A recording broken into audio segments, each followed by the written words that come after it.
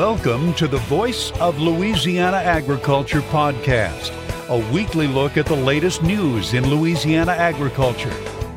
Coming up, we'll have a look at this week's Louisiana Ag News headlines. We'll look inside the markets with commentary from experts at the Louisiana Farm Bureau Marketing Association. We'll check out the latest happenings at the state capitol and in Washington, D.C. in our Grassroots Government Segment. And we'll hear from one of you as we take you to the fields and pastures of the Bayou State and find out the latest in crop and cattle conditions. All of this and more coming up on this week's podcast. Now, here's the host of the Voice of Louisiana Agriculture podcast, Kerry Martin. Hello, everyone, and welcome to this edition of the Voice of Louisiana Agriculture podcast. I'm your host, Kerry Martin, and we've got another great podcast lined up for you this week. As usual, we'll kick it off with news headlines. Then we'll talk with Louisiana Commissioner of Agriculture and Forestry, Dr. Mike Strain, in our Grassroots Government segment. We go out in the field to talk with one of you. We'll visit with Ryan Yerby. He is a diversified farmer in central Louisiana in Grant Parish, just north of Alexandria, right off the Red River. He is very busy right now trying to get a crop in the ground. We'll be talking to him from his tractor as he's rolling through the field. Greg Fox will join us to talk about the grain markets, and we talk about the cattle markets with Darryl Peel. He's a livestock marketing economist at Oklahoma State University. We talk with him from the Northwest Louisiana Beef and Forage Field Day in Homer, where he was giving a presentation. So a great lineup for you today, but before we get started, I wanted to ask you to do one thing, and that is subscribe to our podcast through either Apple iTunes or through the Google Play Store. It did take a little while to get that set up. They've got a lot of hoops you have to jump through to get that going with both iTunes and Google Play, but if you're an iPhone user, use the podcast app on your phone. Search for Voice of Louisiana Agriculture. You'll find the podcast, and you can subscribe to it there. If you're an Android user, use the Google Music app and search for Voice of Louisiana Agriculture there. You can subscribe to it as well. So whichever phone you use, go ahead and subscribe to the podcast. That way it will download automatically each week, and you'll never miss an episode.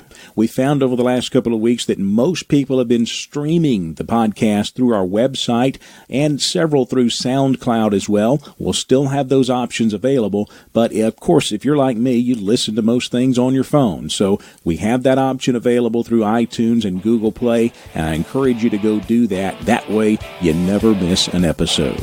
Now let's get things rolling with news headlines.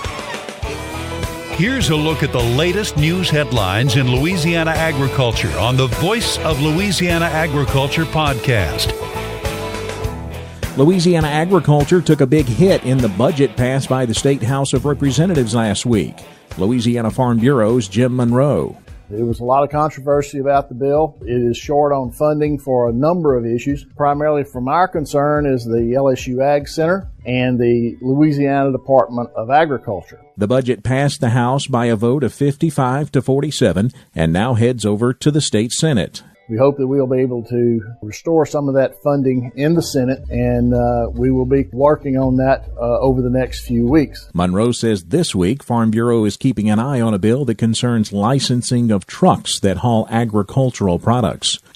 Cool temperatures and rain are continuing to slow the pace of planting the 2018 Louisiana sorghum and soybean crops. Both are lagging behind the 5-year average pace, according to the latest Louisiana Crop Progress and Condition Report.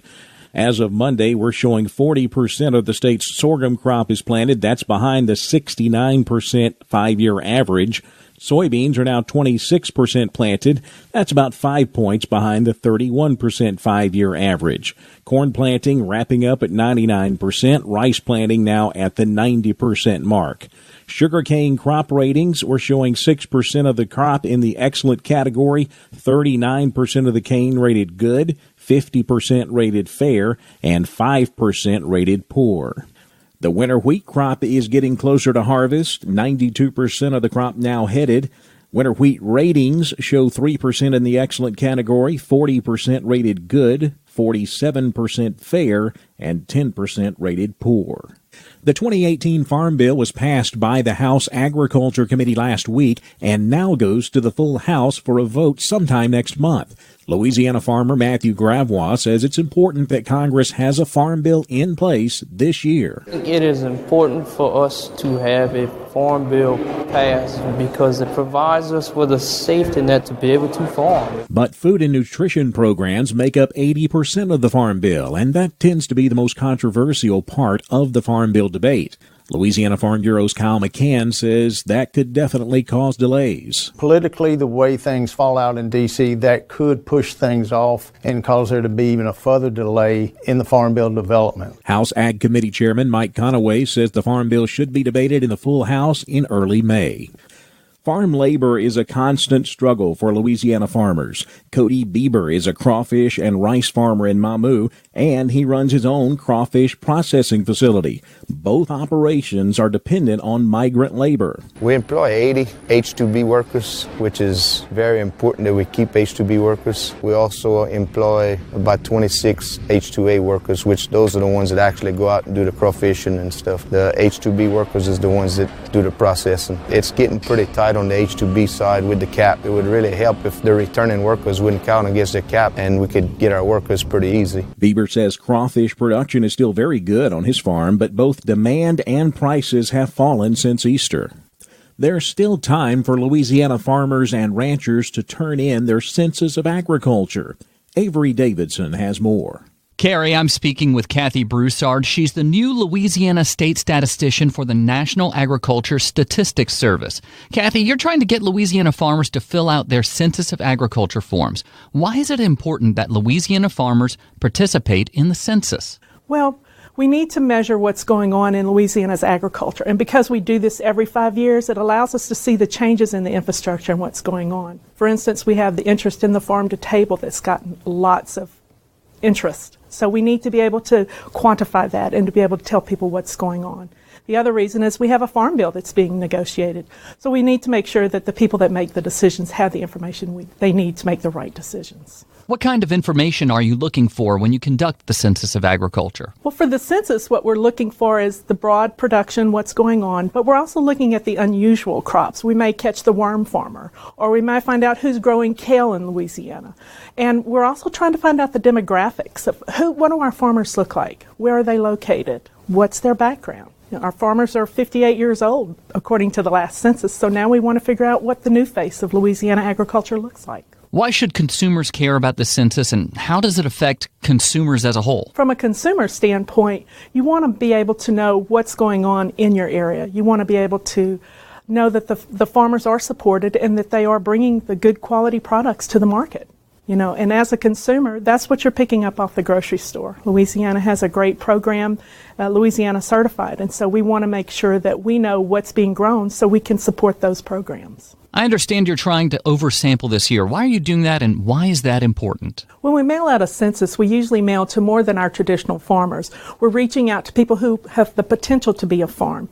And what we want to do is identify who those new people are. So if you're just a landlord, we need to hear back from you anyway. Tell us you're a landlord. If you're just enrolled in conservation programs, send us that back as well. And if you got a questionnaire by mistake, mail it back and tell us it was a mistake. It's important that we hear back from everybody. Thanks, Kathy. She is Louisiana State Statistician Kathy Broussard. I'm Avery Davidson for the Voice of Louisiana Agriculture podcast. And that is a look at some of the latest ag news headlines in Louisiana this week. Remember, you can always find the latest news in Louisiana agriculture on our website, voiceoflouisianaagriculture.org or voiceoflaag.org. We update that every weekday with the latest news.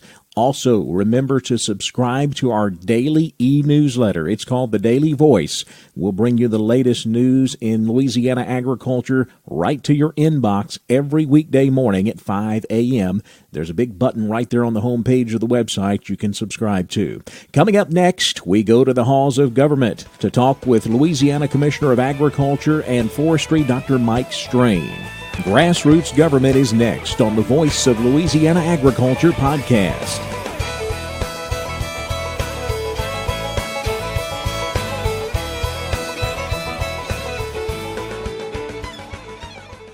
This is Trace Atkins for the Louisiana Farm Bureau Federation. Believe it or not, your food doesn't come from the grocery store. It just may have been grown on a farm right here in Louisiana. And those jeans you're wearing may have come from a Louisiana cotton farm. Louisiana's farmers and ranchers take pride in producing the food and fiber that we all use in our daily lives. So each time you sit down to a meal or get dressed for the day, thank a Louisiana farmer or rancher. The Louisiana Farm Bureau Federation, the voice of Louisiana agriculture.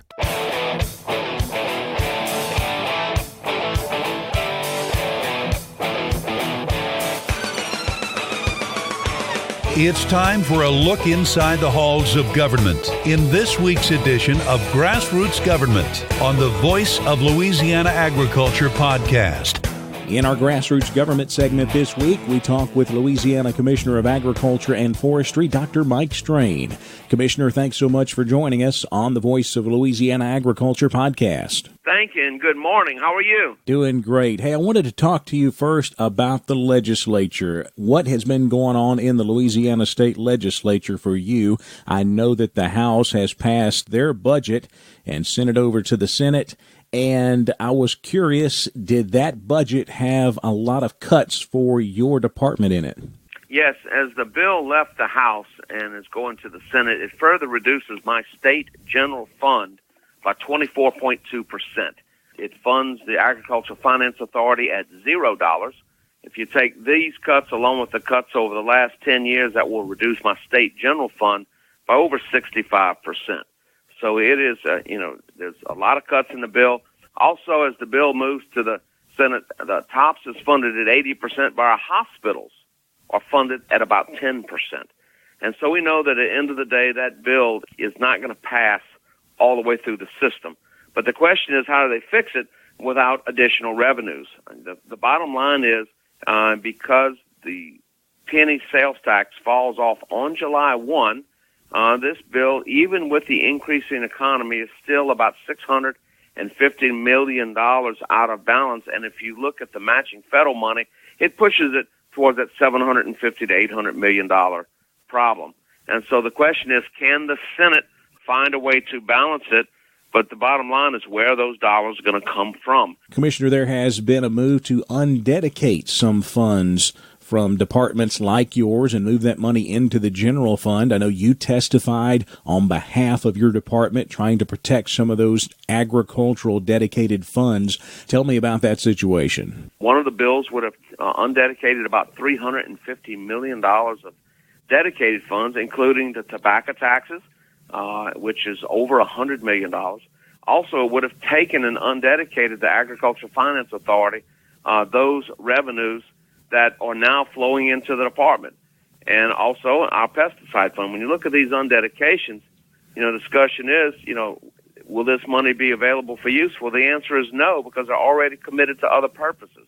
But undedicating them allows them to be treated as general fund dollars and then further reduce those areas where those funds, and they were passed for that specific purpose, further reduces where those funds are entitled to go. And, if we look at ours, with the Finance Authority, and again, our budget moving forward, and if you look at our 10-year budget, our state general fund's already been reduced 64%, and then to remove an additional $12 million, we only have $13 million total in state general fund that is available to spend. Total is what is left. That is what's called discretionary. And so we're having a lot of discussion about that. We were able to take the Agriculture Finance Authority and those tobacco monies out of that undedication. And now that bill is sitting with about $100+ million of undedications.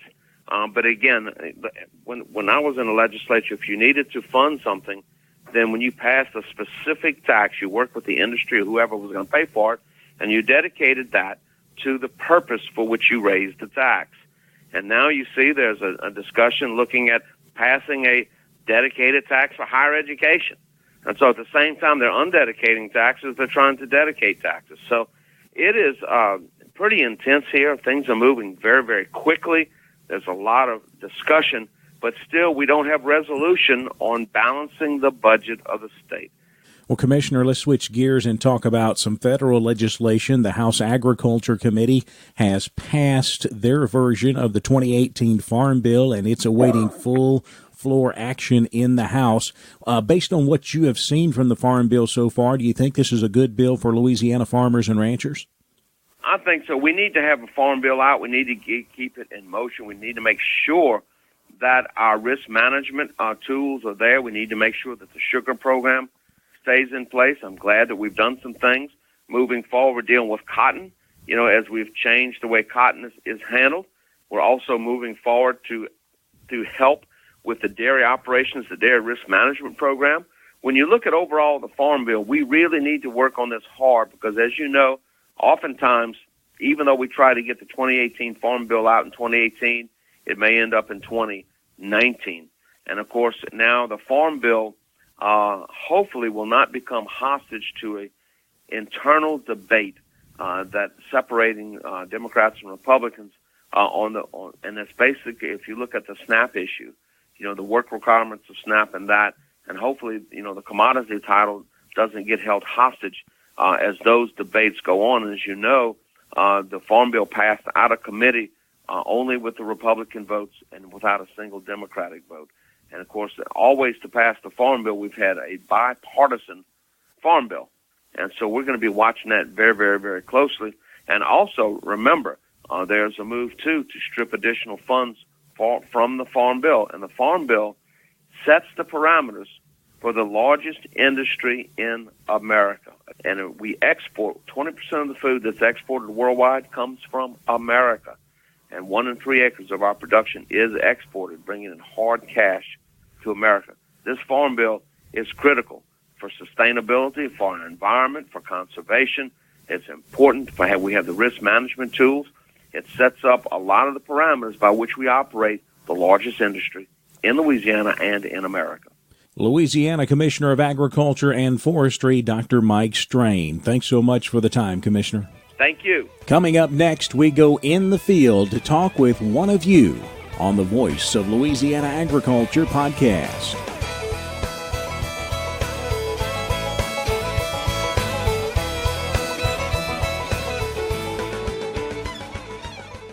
This is Trace Atkins for the Louisiana Farm Bureau Federation. Growing up in Sarepta, I could see the value of agriculture every time I left the house. Whether it was timber going to the paper mill or cattle in a pasture, I knew the farmers, ranchers, and landowners were keeping my hometown on the map. And the Louisiana Farm Bureau Federation helps keep them in business. So join the Farm Bureau today. Become a member at lafarmbureau.org or call your parish Farm Bureau office. The Louisiana Farm Bureau Federation, the voice of Louisiana agriculture.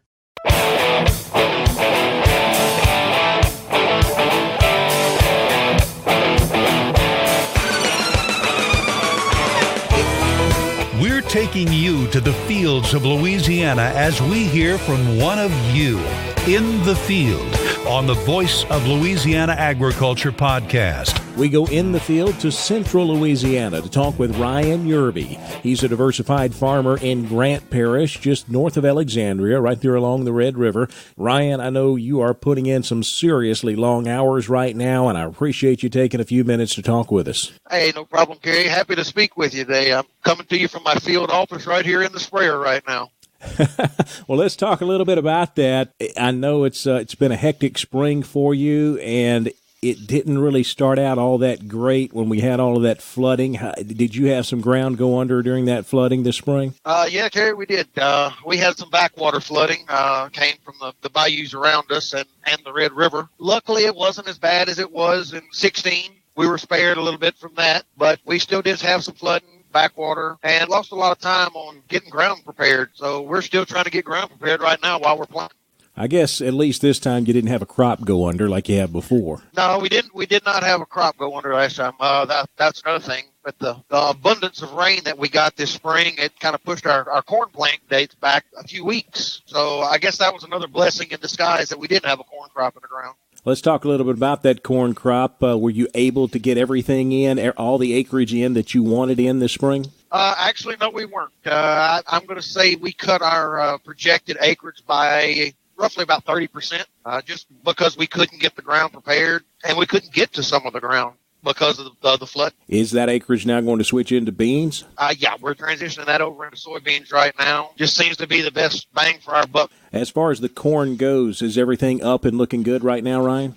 Some of it is. I'm going to say 70% of it is off and running. The problem we had was, again, the late rains and these cold snaps that we got. We had that last 20% got planted 2 days before. We got 8 inches of rain on top of it, and the temperature dropped to 38 degrees. So, like many of our neighbors, we had replants and kind of weak stands, but it is what it is. We're gonna muscle through it. How many acres do you think you had to replant? We probably had to replant, I'm going to say roughly about 150 acres. I know you have been rolling usually since before daylight and well after dark here the last few weeks, getting that soybean crop in the ground. How are things going with the beans so far? So far, so good. We've got pretty good soil conditions right now. Luckily, we were able to get some of our ground prepared this fall. The weather's been real nice to us. The soil conditions are perfect. So other than your usual breakdowns that you're going to have on any farming operation, we're rolling right along. Got 2 planters running and me trying to keep up with them with the sprayer. So I'm going to say so far our soybean planting is going pretty well. Outside of corn and beans, Ryan, are you putting anything else in the ground this spring? Looks like that's going to be our main crops this year. Our feelings just aren't there on the cotton market, and the milo market's not there. So we're going to stick with the corn and soybean rotation again this year. Looking at the past, looking at the future, that seems to be where we're going to get the most bang for our buck. Ryan, I know you also have a couple of other crops on your farm. You grow pecans and cattle. First, tell me about how the pecan crop has been over the last year. Last year's pecan crop was pretty horrible, actually. Poor pollination. Early on, we had a pretty low-yielding crop on our selected pecans. On our desirables, we had bad problems with scab. Our little small natives did well, but our large grafted pecans, not so much. So we lost a huge portion of our pecan crop just due to them not filling out, just not poor quality. How did the cattle do through this winter? It was a tough one. Did you have enough hay to get you through, and were your cattle able to keep their condition? Yeah, it was pretty tough. I mean, naturally they pulled down a little bit, so we start calving in November, and we'll calve through January. So naturally when they're calving in all this wonderful weather and ice and whatnot, that makes it a little bit hard on them. But we did have a pretty good hay crop this year, so we had a lot of hay in the barn, so we were able to keep them fat and happy and keep their bellies full. Luckily, we didn't have any calf losses this winter. The cattle held on pretty well. We've got good grass right now. That's one thing about these rains. We've got really good grass right now, good clover, so cows are out there grazing fat and happy. Well, Ryan, I really appreciate you taking some time. You be careful out there on that tractor on these late nights, okay? Hey, no problem, Kerry. Always a pleasure to talk to you. In the field with Grant Parish farmer Ryan Yerby. Coming up next, we'll dive deep into both the grain and livestock markets with Greg Fox, Mark Tall, and Dr. Darryl Peel. Right after this on the Voice of Louisiana Agriculture podcast.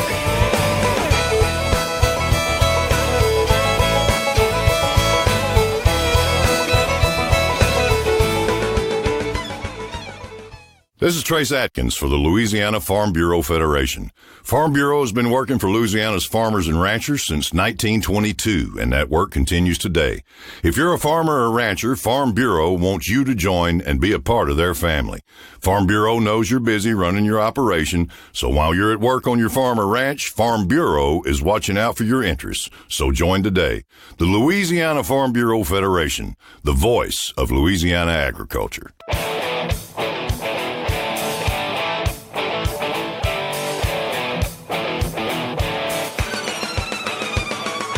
Now let's look at the markets with insight from the experts at the Louisiana Farm Bureau Marketing Association on the Voice of Louisiana Agriculture podcast.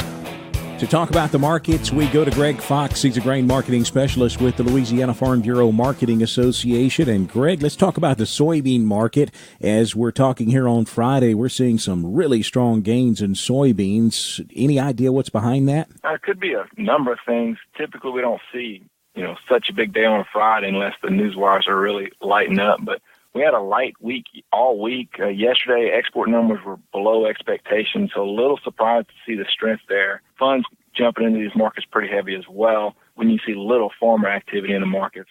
Also, Argentina, a lot of talk there about the damage to the dock, Terminal 6, I believe it was, one of their higher producing terminals. So some concerns there is they're going to have to get that repaired.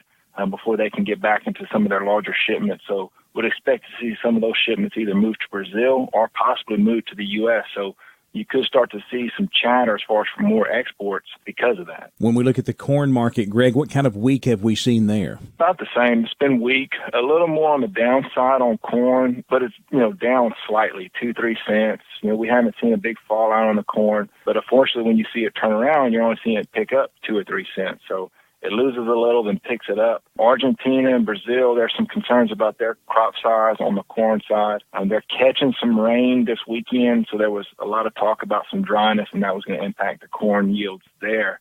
But we just need to see the supplies used up. And with China using the tariffs on the milo and auctioning off some of their reserves, we've seen a lot of reserves go there.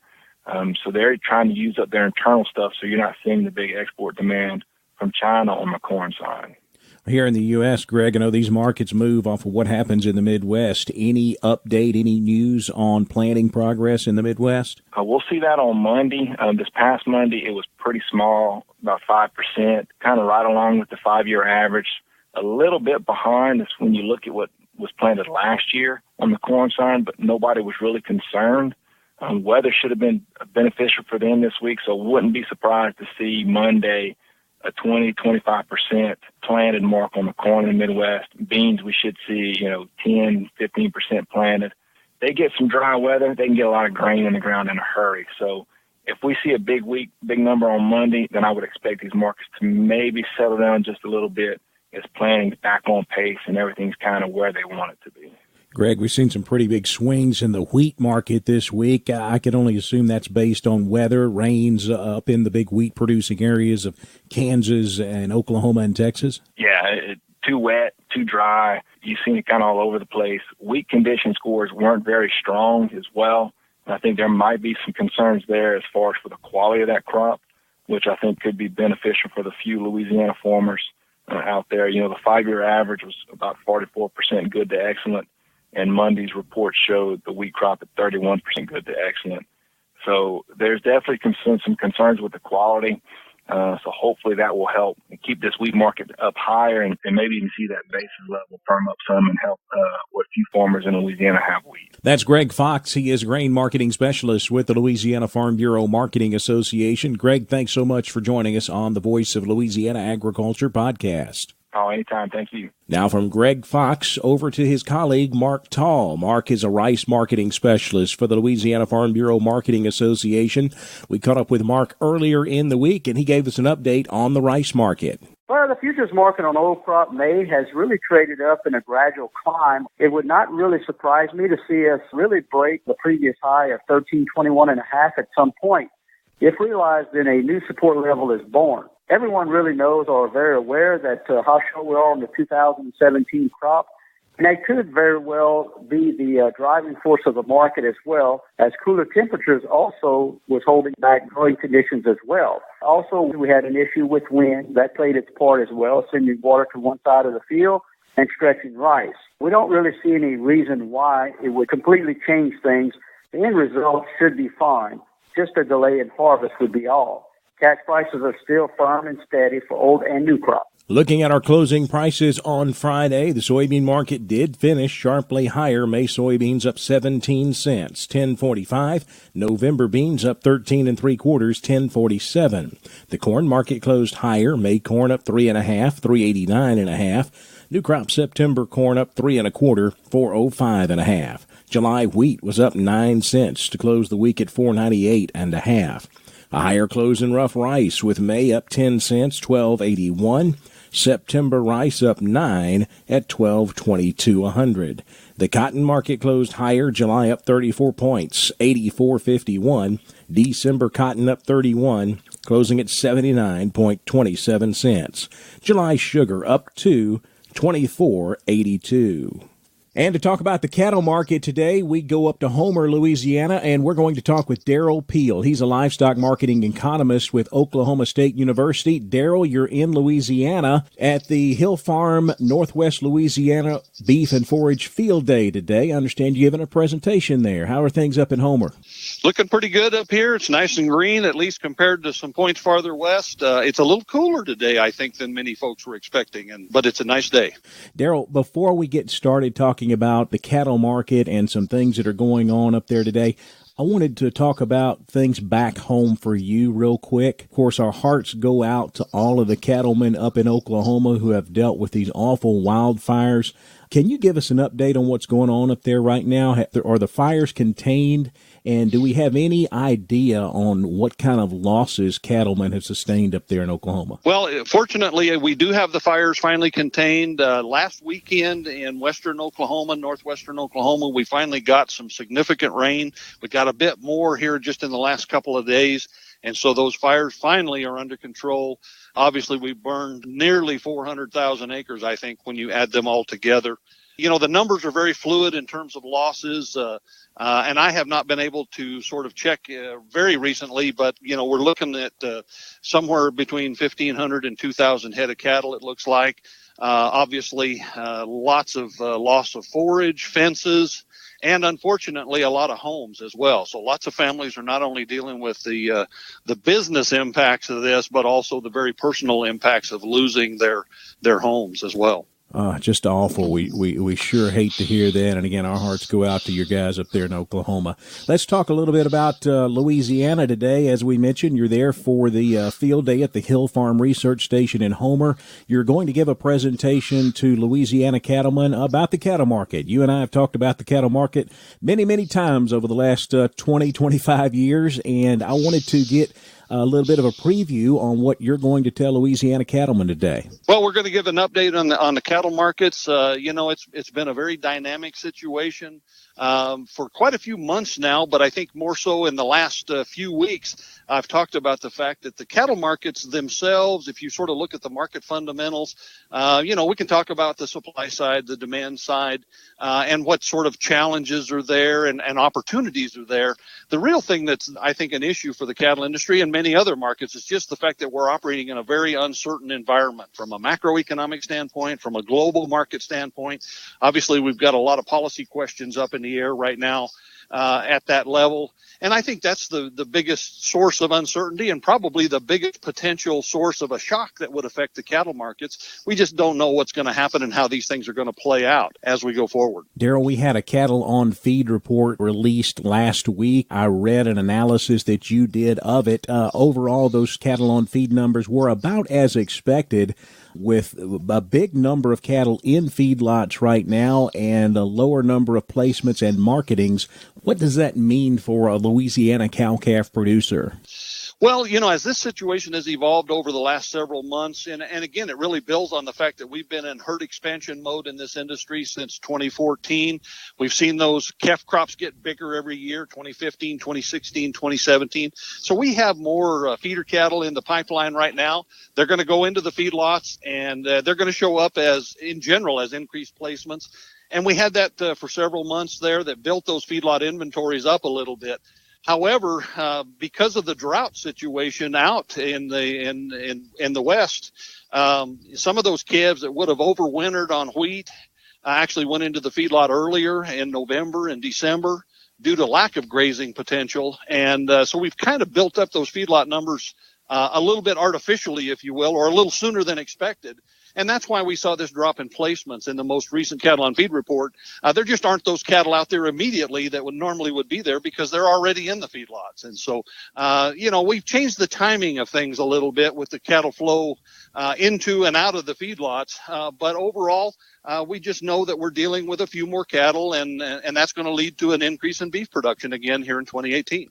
Darryl, I'm going to ask you to look into your crystal ball, if you would. Most of our cow-calf producers here in Louisiana market calves in the fall. What kind of market do you think we're looking at this year for fall marketed calves? Well, you know, let me relate it to 2017 a little bit. 2017, we had an increase in beef production. We had those bigger numbers we just talked about. And yet 2017 was, we've described it many times as a pleasant surprise. And what we found was that the demand for beef trickled down through the system and supported cattle prices at a level better than expected, given that we had an increase in supply. That's important because we're kind of in the same setup again here in 2018. We're going to see bigger beef production, bigger numbers of cattle, and that suggests pressure on prices. And so we're really watching demand to see how much pressure that is. If the demand holds strong, we don't have to see a lot of pressure, and that's kind of what we're looking at right now, is another mostly sideways kind of year with some potential with a bigger 2018 calf crop hitting the ground. We might see a little more pressure towards the end of the year, but we're not looking for anything excessive there unless we have some problems on the demand side that really takes the whole complex down. Darryl Peel, he's a livestock marketing economist with Oklahoma State University, joining us from the Northwest Louisiana Beef and Forage Field Day in Homer. Darryl, thanks so much for the time. I really appreciate it. Happy to do it anytime. Now let's take a quick look at our Louisiana livestock auction results from this week. We start with the Kinder livestock auction. Kinder, Louisiana, 2 to 3 weight steers brought $1.55 to $2.20 a pound. 3 to 4 weight steers $1.40 to $1.90. 4 to 500 pounders $1.30 to $1.75. 5 to 6 weight steers $1.25 to $1.60 a pound, with 6 to 700 pounders bringing $1.20 to $1.45.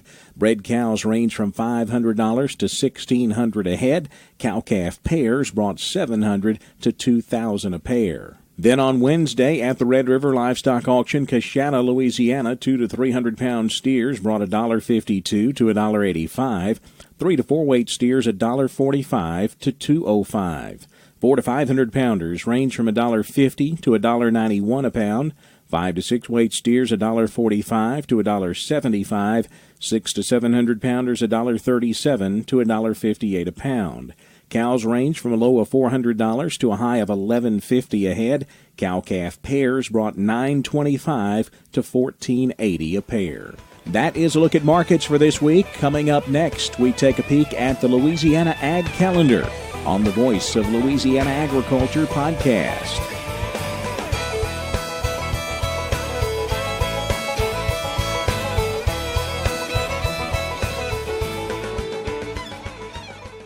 This is Trace Atkins for the Louisiana Farm Bureau Federation. Farm Bureau has been working for Louisiana's farmers and ranchers since 1922, and that work continues today. If you're a farmer or rancher, Farm Bureau wants you to join and be a part of their family. Farm Bureau knows you're busy running your operation, so while you're at work on your farm or ranch, Farm Bureau is watching out for your interests. So join today. The Louisiana Farm Bureau Federation, the voice of Louisiana agriculture.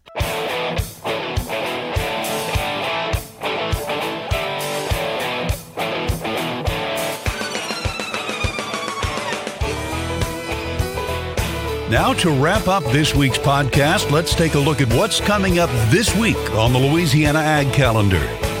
Only one event to talk about on the Ag Calendar, and that's coming up on Tuesday, May the 1st. It's not really an event, it's a deadline. It's the deadline for the Louisiana Farm Bureau Federation's convention forms. Of course, the Louisiana Farm Bureau holds the largest farm gathering in Louisiana. It's coming up on June 21st through the 24th at the Marriott Hotel in New Orleans. However, if you're planning on attending that convention, if you're a parish farm bureau that has forms to fill out, you need to get all of those in on Tuesday, May 1st. That is the deadline for the convention forms. Well, that puts the wraps on yet another Voice of Louisiana Agriculture podcast. I really appreciate you joining us. We'll be back again next week. And, of course, in the meantime, we always encourage you to connect with us online. Our website, voiceoflaag.org.